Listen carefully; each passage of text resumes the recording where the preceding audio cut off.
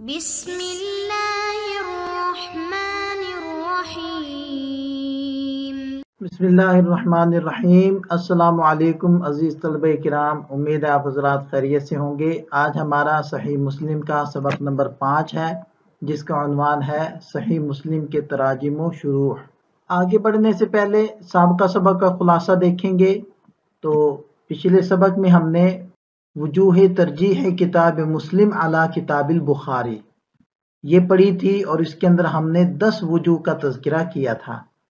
آج کے سبق کے اندر ہم صحیح مسلم کے تراجم اور شروح کو پڑھیں گے۔ سب سے پہلے دونوں حضرات یعنی حضرات شیخین امام بخاری اور امام مسلم رحمہم اللہ، ان دونوں کی احتیاط کا تذکرہ کریں گے۔ صحیح مسلم میں احادیث کی تعداد کا تذکرہ ہوگا، تراجم کتاب مسلم، شروح، تلخیصات اور مستخرجات، ان کا تذکرہ ہم باری باری کریں گے۔ ہمارے آج کے سبق کا پہلا نقطہ دونوں حضرات کی مشترک احتیاط۔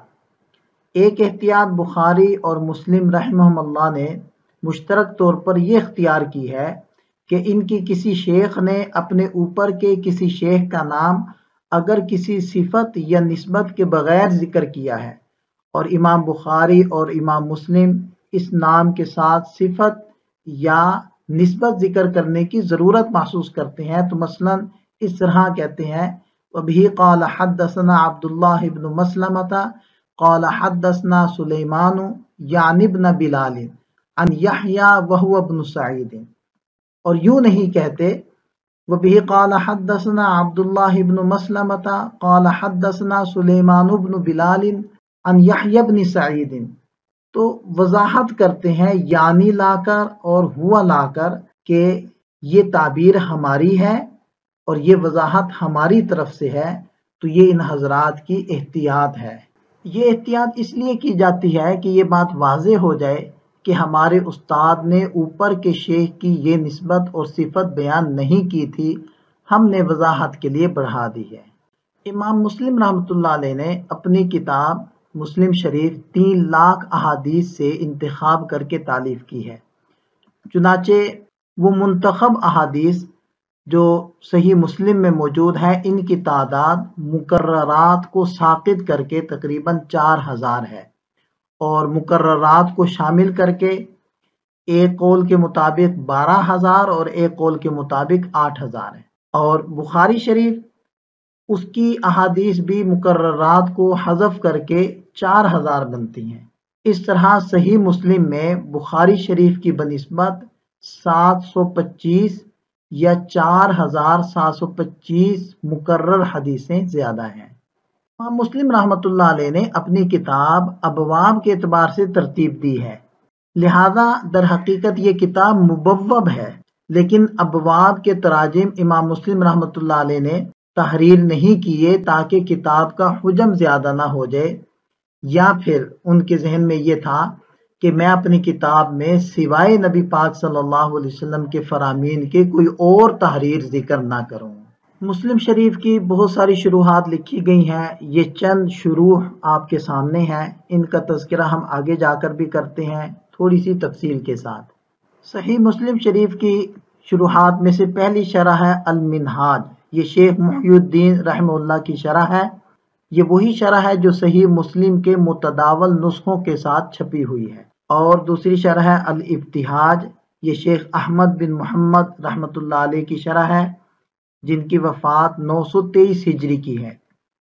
اور اسی طرح شرح ابو الفرج الزواوی رحمۃ اللہ علیہ، یہ 5 جلدوں کے اندر شرح تحریر کی گئی ہے۔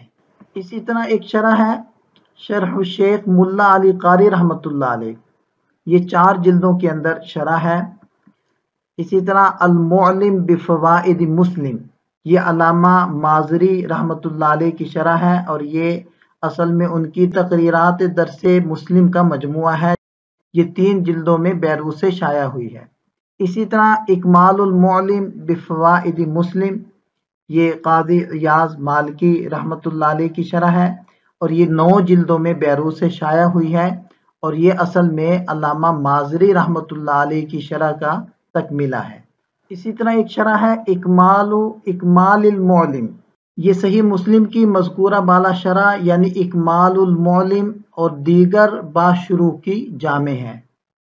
اسی طرح ایک شرح ہے مکمل اکمال المعلم، یہ امام عبداللہ رحمۃ اللہ علیہ کی شرح ہے۔ اس شرح میں علامہ ابی مالکی رحمہ اللہ کی مذکورہ بالا شرح پر مفید اضافے کیے ہیں۔ اسی طرح ایک شرح ہے الحل المفہم لمولانا رشید احمد گنگوہی رحمۃ اللہ علیہ، یہ بھی ان کی تقریرات درس مسلم کا مجموعہ ہے جو بہت مختصر اور نہایت مفید ہے۔ ایک شرح ہے فتح الملہم، یہ مولانا شبیر احمد عثمانی رحمۃ اللہ علیہ کی شرح ہے اور اب تک کی تمام شروح سے زیادہ جامع اور محقق ہے اور نہایت مفید شرح ہے، لیکن مکمل نہیں ہو سکی، صرف کتاب الطلاق تک پہنچی تھی۔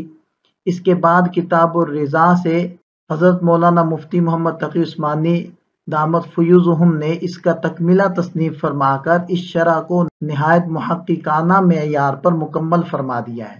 یہ تکملہ 6 جلدوں پر مشتمل ہے۔ یہ تکملہ موجودہ تمام شروح حدیث میں ایک خاص امتیاز یہ رکھتا ہے کہ اس میں پچھلی تمام شروح کے اہم مباحث کو نہایت انضباط اور اختصار اور جامعیت کے ساتھ مرتب کرنے کے علاوہ موجودہ زمانے کے جدید مسائل پر محققانہ بحث کی گئی ہے، جو دوسری شروح میں کہیں دستیاب نہیں ہوتی۔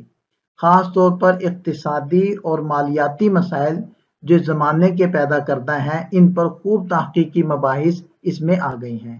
اس کے بعد شرح ہے جی الحاشیہ لشیخ مصطفیٰ الذہبی رحمۃ اللہ علیہ۔ علامہ ذہبی رحمۃ اللہ علیہ نے علماء کرام کی ایک جماعت کے ساتھ مل کر صحیح مسلم پر ایک مفید اور مختصر حاشیہ تالیف کیا ہے جو مصر سے چھپا ہے۔ اس کے بعد ایک شرح ہے الدیباج، یہ شیخ جلال الدین عبد الرحمن رحمہ اللہ کی شرح ہے۔ یہ نہایت مختصر شرح ہے جو 2 جلدوں پر مشتمل ہے۔ اس کے بعد شرح ہے جی مشارق الانوار، علامہ قاضی ایاز رحمۃ اللہ علیہ کی یہ تصنیف در حقیقت شرح کی بجائے غریب الحدیث کی کتاب ہے۔ اس میں انہوں نے موطا امام مالک اور صحیحین للبخاری و مسلم کے مشکل الفاظ کو ضبط کیا ہے اور ان کی تشریح کرنے کا التزام کیا ہے۔ اسی طرح اسماء الرجال کو بھی اہتمام سے ضبط کیا ہے اور کتاب مسلم کے بارے میں جہاں جہاں لوگوں کو اوہام پیش آئے ہیں ان کی نشاندہی کی ہے۔ یہ کتاب 2 جلدوں پر مشتمل ہے۔ اسی طرح قریب میں ہی ایک کتاب چھپی ہے الامام مسلم بن الحجاج و منہجہ فی الحدیث، یہ 2 جلدوں پر شائع ہوئی ہے جس میں شروح صحیح مسلم کی فہرست بھی دی گئی ہے۔ یہ انتہائی اختصار کے ساتھ چند شروح کا ہم نے تعارف بھی کروا دیا۔ ان شروح میں سے جو کتابیں ہمیں ملی ہیں ان کے پہلے صفحے کا عکس ہم آپ لوگوں کو اگلی سلائیڈوں کے اندر دکھاتے ہیں۔ یہ المنہاج کا عکس ہے جو امام ابو زکریا رحمۃ اللہ علیہ کی تصنیف ہے اور یہ شرح مسلم شریف کے حاشیے کے اندر موجود ہے۔ اسی طرح المعلم بفوائد مسلم اور اسی طرح اکمال المعلم بفوائد مسلم، ان دونوں کتابوں کے عکس بھی آپ حضرات کے سامنے ہیں۔ اس سلائیڈ کے اندر اکمال المعلم اور اسی طرح مکمل اکمال الاکمال، یہ دونوں شروع کا تذکرہ آ گیا، اور ایسے ہی الدیباج، یہ بھی اس کا عکس بھی آپ حضرات کے سامنے ہے۔ اسی طرح یہ مشارق الانوار ہے جو 2 جلدوں کے اوپر مشتمل ہے، اور الحل المفہم علامہ گنگوہی رحمۃ اللہ علیہ کی شرح، یہ دونوں کے عکس۔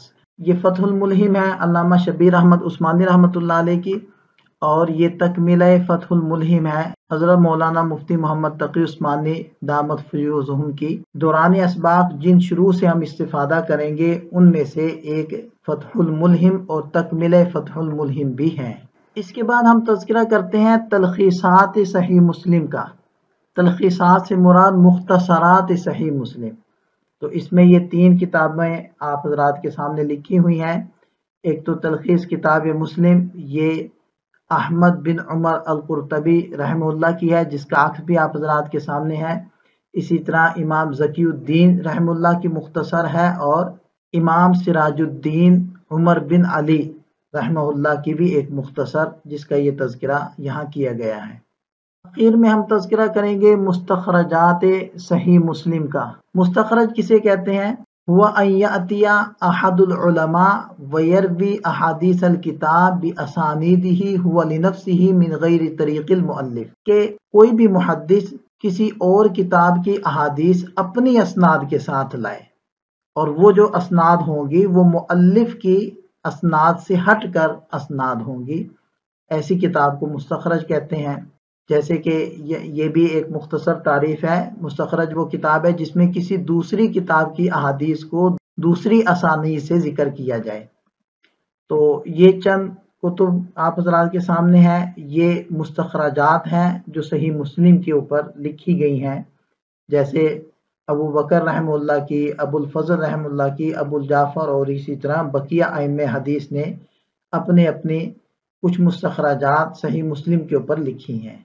आज का हमारा सबक मुकम्मल होता है। सबक के आखिर में हम फिर खुलासे को देखेंगे। सबक का उन्वान था सही मुस्लिम के तराजिम और शुरूह। तो हमने सबक के शुरू में हजरात शेखैन रहमहुमुल्लाह की जो सनद को लिखने और बयान करने के अंदर एहतियात थी उसका तज़किरा किया। सही मुस्लिम के अंदर अहादीस की तादाद का तज़किरा हुआ, तराजुम सही मुस्लिम, शुरूह सही मुस्लिम, तलखीसात और आखिर में मुस्तखरजात के बारे में हमने बात की। हमारा सबक मुकम्मल होता है। मिलते हैं नए सबक के साथ। अल्लाह ताला हम सब का हामी और नासिर हो। दुआ में याद रखिएगा। अस्सलामु अलैकुम।